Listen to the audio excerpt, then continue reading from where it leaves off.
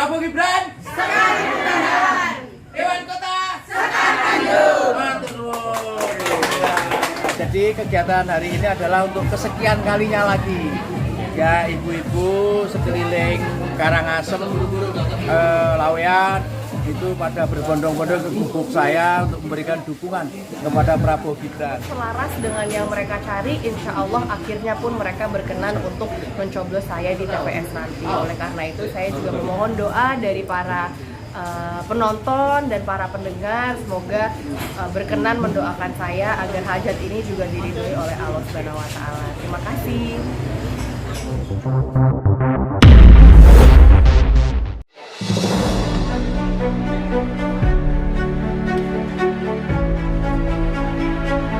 Relawan Gema Prabowo Nusantara RGPN yang diketuai Purwanto Yudonagoro terus bergerak untuk pemenangan Prabowo Gibran satu putaran, bertempat di posko RGPN Laweyan Solo. Rabu malam tanggal 7 Februari tahun 2024 dihadiri ratusan warga Karangasem Laweyan Solo. Tampak hadir bakal calon legislatif Bacalek Golkar Dapil 2 Laweyan Sekar Tanjung beserta tim Maijen Purn Herman Setiono selaku pembina, Yohanes Sekjen RGPN Solo beserta simpul relawan Solo Raya dan tamu undangan pendukung Prabowo Gibran. Cara pokoknya mungkin memanfaatkan sosialisasi pilpres maupun nanti ada caleg juga. Pertama-tama saya berikan dukungan kami pada Bapak Firman, Bapak Maijen Purnaweran Firman, sesepuh dari RGPN.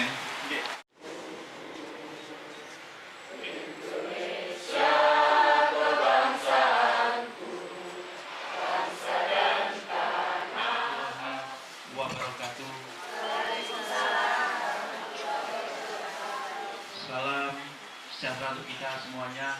Om Swastiastu, Namo Buddhaya, salam kebajikan, Rahayu. Yang saya berteni, ayahanda saya, Jenderal Herman Setiono. Yang saya hormati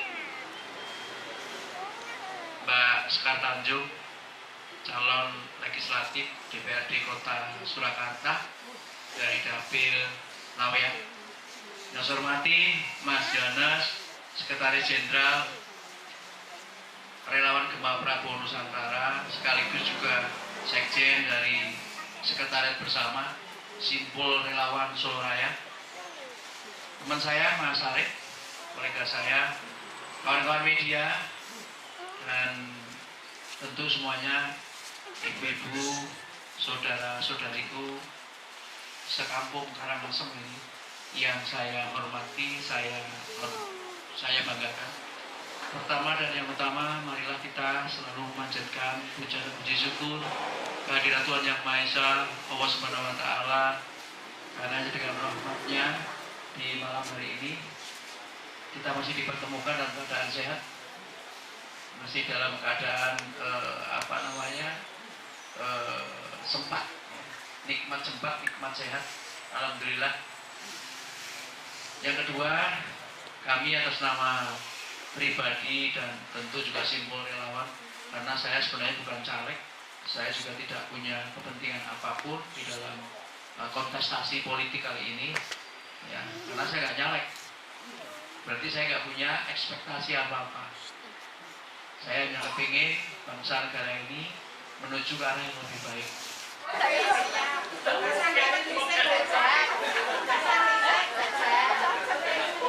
Monggo, jaga. Nggak usah dicampur. Oke, iku close.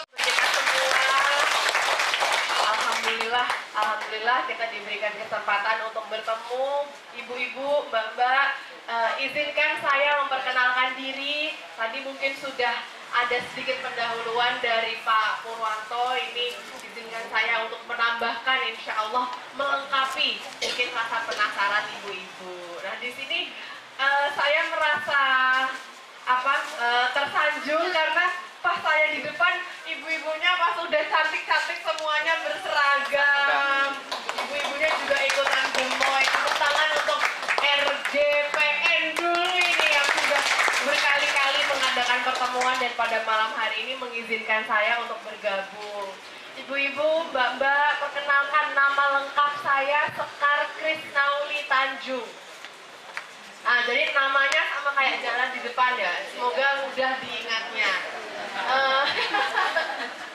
Tapi saya lebih akrab dikenal atau disapa sebagai Sekar Tanjung. Karena katanya Mbak, nama Krisnaulina itu tuh bikin pusing, bingung. Aku udah hafal-hafal, jadi ya wes tak pendeknya wae Sekar Tanjung mawon. Saya saat ini sedang mencalonkan diri sebagai calon anggota DPRD Kota Surakarta dari Dapil Kecamatan Lawean. Saya dari Partai Golkar. Ada beringin ini di belakang. Nomor urut 1. Saya tetanggaan juga sama panjenengan karena saya rumahnya di Purwotomo, dekat sekali. Selatannya Slamet Riyadi, belakangnya Megaland. Ya toh, ibu-ibu pasti udah tahu itu di mana. Keluarga saya dari tahun 30-an itu udah tinggalnya di Purwotomo. Lalu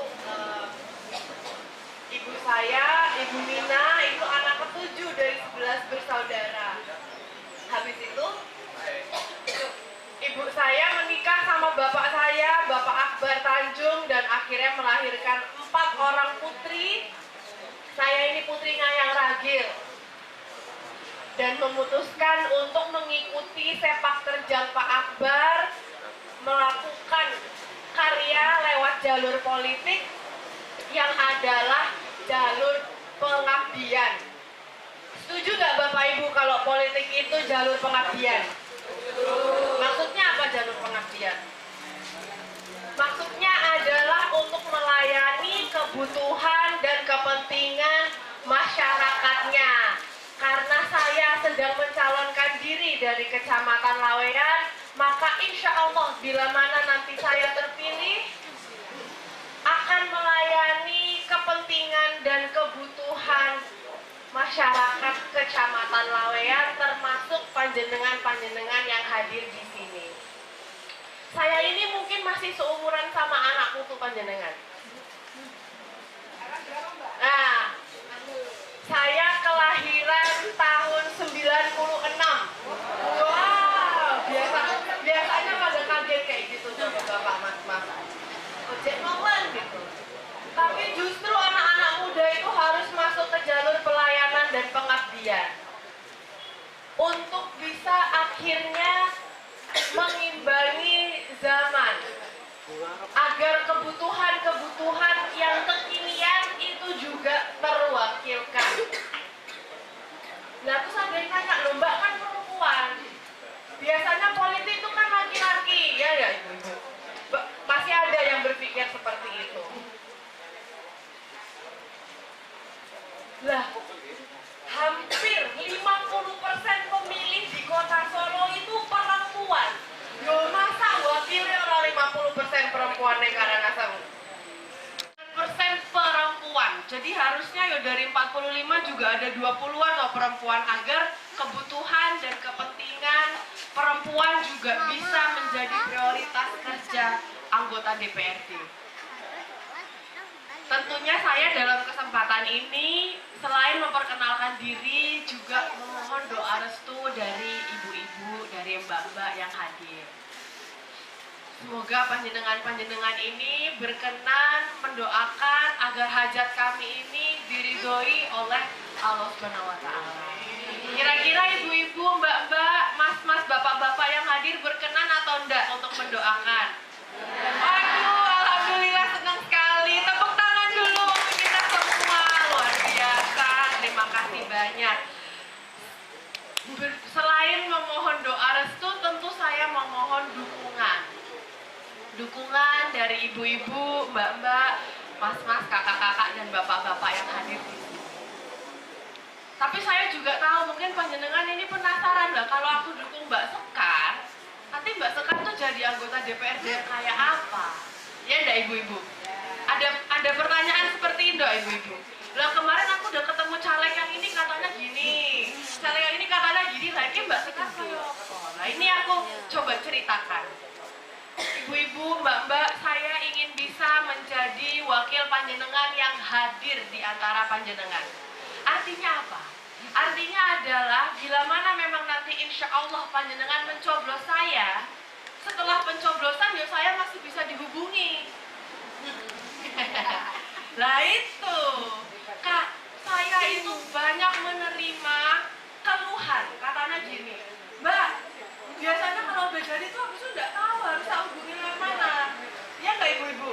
Nah, insya Allah kita tidak menjadi wakil rakyat yang seperti itu. Kita hadir di tengah-tengah masyarakat. Makanya tadi pertama kali saya menginformasikan rumah saya di mana. Jadi panjenengan tahu ini Mbak kalau angel tak hubungi, tak datangi wae rumahnya. Udah tahu panjenengan di mana rumahnya. Dan yang kedua, insya Allah kami akan meletakkan sistem komunikasi lewat WhatsApp menjadi pusat aspirasi dan juga keluhan. Nah, tadi tim saya sudah membagikan stiker ke ibu-ibu. Di stiker itu ada nomor WhatsApp saya. Nomor WhatsApp itu bisa menjadi ruang curhat panjenengan. Bisa menjadi tempat panjenengan mengundang saya ke acara misalnya. Bisa menjadi ruang buat panjenengan bertanya kepada saya.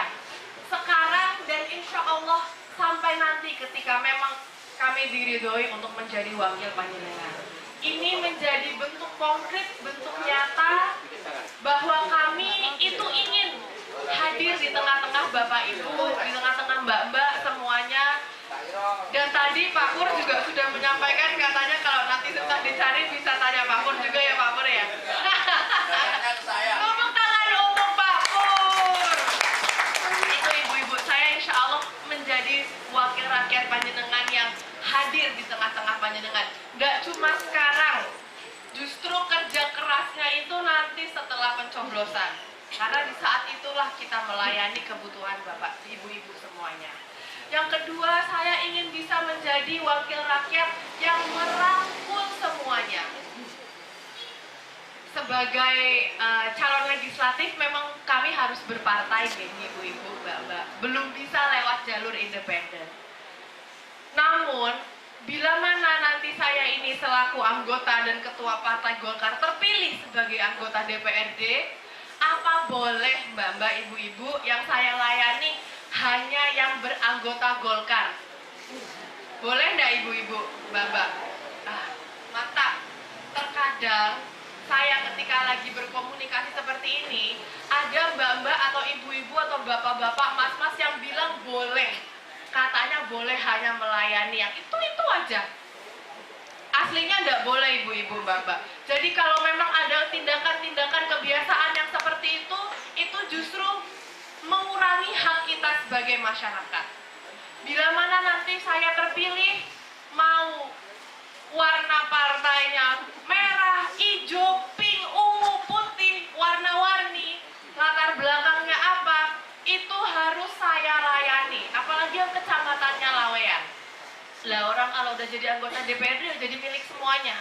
Nggak bisa cuma jadi milik anggota Partai Golkar doang. Kalau misalnya memang ada bantuan yang menjadi hak panjenengan, insya Allah kita salurkan sebaik mungkin. Itu yang saya ingin bisa menjadi wakil rakyat seperti itu, yang merangkul semuanya. Kebetulan kita dari Partai Beringin itu besar partainya, insya Allah mampu merangkul dan mengayomi. Bismillahirrahmanirrahim. Itulah semangat kita di Partai Golkar. Dan yang ketiga, ibu-ibu, mbak-mbak, saya ingin bisa menjadi wakil rakyat yang tentunya mengedepankan isu-isu anak, perempuan, dan tenaga kerja. Yang banyak itu diantaranya adalah ya perempuan juga atau anak muda. Ini menjadi fokus kami karena kami meyakini betul bahwa bila mana dalam suatu elemen masyarakat perempuannya sehat, itu pasti keluarganya semua juga sehat. Betul atau enggak ibu-ibu? Kalau anaknya sehat, orang tua pasti senang, iya enggak ibu-ibu? Anaknya bisa sekolah dengan baik. Kalau orang tuanya bisa mendapatkan pekerjaan yang layak, pasti satu warga kecamatan juga senang, semuanya maju. Insya Allah itulah yang menjadi prioritas kami. yang tadi ibu-ibu sudah terima, dan di kartu saku itu ada barcode. Di barcode itu bisa panjenengan scan. Ketika di scan itu bisa ada lebih banyak lagi visi misi dan juga cita-cita saya dalam menjadi anggota DPRD ingin melakukan pelayanan seperti apa. Kalau saya bacakan semua di sini nanti pertemuannya sampai besok pagi. Jadi izinkan saya untuk menggarisbawahi 3 cita-cita utama tadi saya. Ingin bisa menjadi wakil rakyat yang hadir untuk panjenengan, membuka jalur komunikasi, terbukti dengan adanya WhatsApp, saya aktif di media sosial, itu yang pegang saya sendiri. Kalau panjenengan komen atau DM, saya bales, yaitu saya langsung yang bales. Yang kedua, bisa menjadi wakil rakyat yang merangkul semua, apapun itu latar belakangnya, sudah menjadi tanggung jawab wakil rakyat untuk melayani. Dan yang ketiga, menjadi representasi panjenengan di kekuasaan, bahwa apa yang menjadi kepentingan kita, keluh kesah ibu-ibu, anak-anak, dan juga anak muda yang sekarang susah mencari pekerjaan, itu insya Allah bisa kami wakili di ruang-ruang kekuasaan. Kira-kira 3 cita-cita itu sesuai atau tidak dengan yang panjenengan cari dari wakil rakyat? Tepuk tangan lagi untuk kita semua. Alhamdulillahirrahmanirrahim. Oleh karena itu, semoga ibu-ibu dan mbak-mbak akhirnya tergerak untuk nanti pada tanggal 14 Februari memberikan suaranya, dukungannya kepada saya, Sekar Tanjung. Kalau saya melihat ibu-ibu dan mbak-mbak di sini, kayaknya mayoritas sudah berkali-kali ikut pemilu, nggih. Ada yang belum ikut, ada yang baru mau ikut pemilu di tahun 2024 ini? Pemilih pemula? Oh, enggak ada. Nah, walaupun panjenengan sudah berkali-kali mencoblos, tapi kayaknya belum pernah mencoblos Sekar Tanjung sebelumnya. Betul ya toh? Jadi izinkan saya untuk menampilkan ini peraga. Nanti tuh gimana toh kalau aku mau coblos Mbak Sekar. Nah, ini udah ada Mas Adi, ini model kita pada malam hari ini untuk memberikan contoh ya. Ayo maju. Nah, ibu-ibunya enggak gigit. Ya. Jadi ibu-ibu nanti kalau ketika kita tiba di TPS itu mendapatkan 5 kertas suara. Pakai mendel. Untuk mencoblos Sekar Tanjung itu ambil kertas suara yang warna hijau. Yang warna hijau. Lalu kita buka kertas suaranya dan akhirnya akan menjadi satu kertas yang besar. Apa ini saya muncul? Nah, kotak-kotak. Alhamdulillahnya kami Partai Golkar itu nomor urutnya kecil, jadi dapat bagian paling atas. Paling atas dan paling kanan, pojok kanan atas. Dan alhamdulillahnya juga saya dapat nomor urut 1. Jadi panjenengan enggak usah mikir-mikir nyari ribet-ribet, pokoknya saya paling atas sendiri. Dan enggak ada fotonya nanti, Bu. Waduh. Kalau ada fotonya nanti halamannya jadi 3-4 halaman nih, mahal. Nah, jadi enggak ada fotonya. Mohon diingat namanya Sekar Tanjung, pojok kanan atas. Oke, ibu-ibu, kertas suara warna hijau dan pojok kanan atas. Lalu panjenengan monggo langsung coblos namanya, nama Sekar Tanjung, atau coblos angka nomor 1-nya. Antara 2 itu, coblos sekali aja cukup. Bagi kita yang beragama Islam, saya menganjurkan, mengajak untuk mengucap basmalah sebelum mencoblos. Dan tentunya perhatian panjenengan, saya menyadari bahwa mungkin saya bukan caleg kota yang pertama yang sudah kenalan sama panjenengan. Betul atau enggak ibu-ibu? Nah, mungkin juga bukan yang kedua, mungkin bukan yang ketiga. Saya enggak tahu saya ini caleg yang keberapa. Tapi insya Allah saya menjadi caleg yang terakhir terakhir dan yang menjadi pilihan panjenengan di TPS nanti. Itulah yang menjadi harapan saya, dan semoga ibu-ibu, mbak-mbak pun merasa ada keselarasan dengan cita-cita saya untuk masuk ke dalam politik.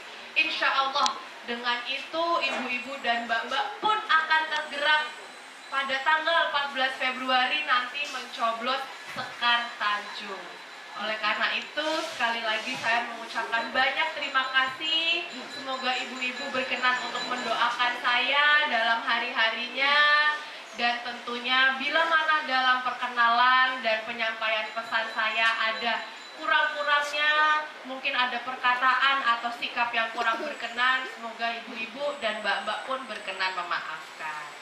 Dengan begitu, saya mengucapkan terima kasih sekali lagi. Wassalamualaikum warahmatullahi wabarakatuh. Terima kasih sekali. Ada wakil kita di pimpinan nasional yang nantinya bisa membantu perkembangan di kota Solo ini. Demikianlah kira-kira ya ibu-ibu semuanya. Saya jangan terlalu panjang lebar nanti. Wah, saya kemana-mana. Ya, Bu ya. Demikianlah kata sambutan saya. Sekali lagi saya ucapkan terima kasih. Dewan Kota Sekar Tanjung. Dewan Kota Sekar Tanjung. Matur nuwun. Matur nuwun nggih. Kok Mas Gajar berdua. Jadi kegiatan hari ini adalah untuk kesekian kalinya lagi. Ya, ibu-ibu sekeliling Karangasem, Laweyan itu pada berbondong-bondong ke gubuk saya untuk memberikan dukungan kepada Prabowo Gibran. Nah, kebetulan sore ini saya juga kedatangan tamu istimewa calon legislatif. Tapi sebenarnya kami pun juga terbuka, calon legislatif siapapun yang datang ya saya terima, dengan catatan partai-partai yang masuk koalisi Indonesia Maju. Ya, siapapun saya menerima. Nah, saya arahkan untuk DPRD Kota ya Pak Sekar Tanjung, kemudian untuk DPR RI itu Siti Arissa, ya tetap kami komit. Nah, ini adalah satu kekuatan kita lagi, dan tentu dengan acara malam ini saya yakin sekali bahwa Prabowo Gibran nanti sekali putaran gitu. Yang saya sampaikan adalah untuk bisa menjadi anggota DPRD yang hadir di tengah-tengah masyarakat, yang bisa diajak komunikasi, yang bisa diajak untuk melahirkan solusi. Dan yang kedua, cerita saya adalah untuk bisa menjadi wakil rakyat yang merangkul semuanya. Artinya apa? Ya ini menjadi wakil rakyat yang memang betul-betul tidak pandang bulu, melayani dan berusaha untuk mengabdi kepada masyarakat Kecamatan Laweyan. Dan yang ketiga, saya ingin bisa menjadi wakil rakyat yang mengedepankan khususnya isu-isu perempuan, anak dan juga tenaga kerja. Alhamdulillah tadi ibu-ibu dan mbak-mbak menyampaikan bahwa tiga visi tersebut selaras dengan yang mereka cari. Insya Allah akhirnya pun mereka berkenan untuk mencoblos saya di TPS nanti. Oleh karena itu saya juga memohon doa dari para penonton dan para pendengar, semoga berkenan mendoakan saya agar hajat ini juga diridhoi oleh Allah Subhanahu wa taala. Terima kasih.